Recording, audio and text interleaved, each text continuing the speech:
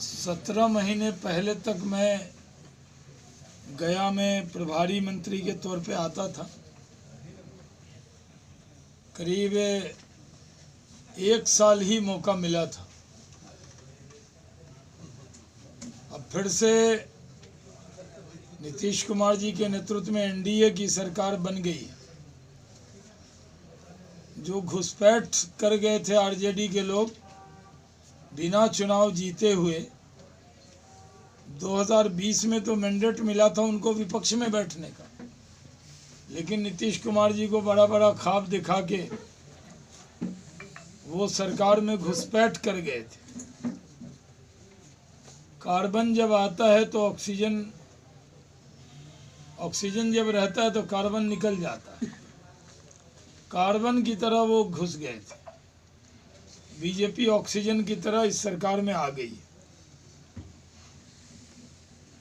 नीतीश कुमार जी के नेतृत्व में ये सरकार 5 साल का जो कार्यकाल है वो पूरा करेगी।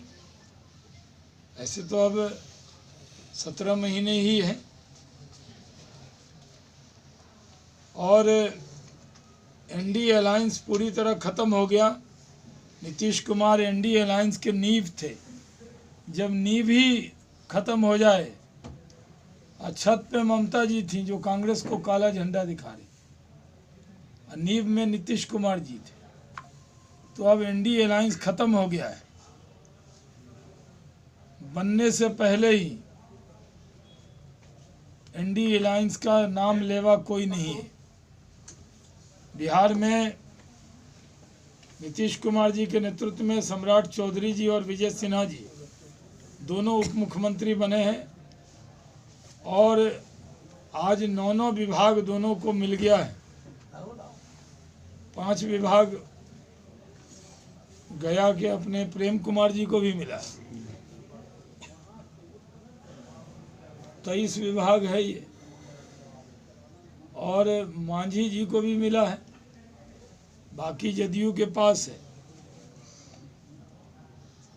पहले हम लोग विधानसभा में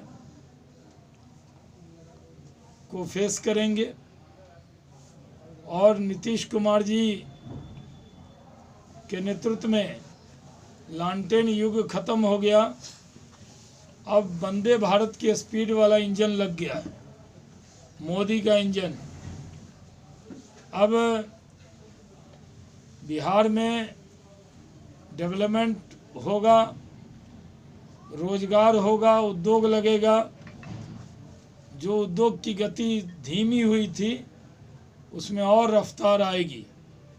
इसकी कोशिश हम लोग करेंगे। बीजेपी जेडीयू के जो वर्कर हैं वो भी नीचे बहुत खुश हैं, गले मिल रहे हैं। पुराने गिले शिकवे दूर करके हम लोग इकट्ठे होकर काम करेंगे और पूरे मन से एक दूसरे के साथ काम करेंगे। ये बातें मैंने अपनी तरफ से कह दी है। कुछ सवाल भी लेंगे सर? सवाल लेंगे जितने कर सकेंगे आप। यूसीसी पर कुछ बोल दीजिए। अभी कल ही ड्राफ्ट सौंपा गया है उत्तराखंड सरकार को। वो तो उत्तराखंड में सौंपा गया है। गुजरात और फिर असम की भी बात हो रही है। जी जी, वो तो होगी। आडवाणी जी को आज भारत रत्न की सबसे बड़ी खुशी की बात है। पूरे गया में खुशी की लहर दौड़ गई जब सबने सुना पूरे देश में कि आडवाणी जी को भारत रत्न मिला है। हम लोग को सुन के रोंगटे खड़े हो जाते। उनके नेतृत्व में हमने काम किया है, सीखा है। जब वो राष्ट्रीय अध्यक्ष थे तो मैं लोकसभा लड़ा था, उनके साथ मंत्रिमंडल में भी काम किया है और आज वो भारत रत्न हुए हैं। राजनीति में शुचिता उन्होंने स्थापित की। एक बार इल्ज़ाम लगा तो उन्होंने कहा तब तक पार्लियामेंट नहीं जाऊंगा जब तक इस इल्ज़ाम से बाहर नहीं आ जाता। आडवाणी जी ने राजनीति का उच्च मानदंड जो है वो स्थापित किया है। आडवाणी जी ने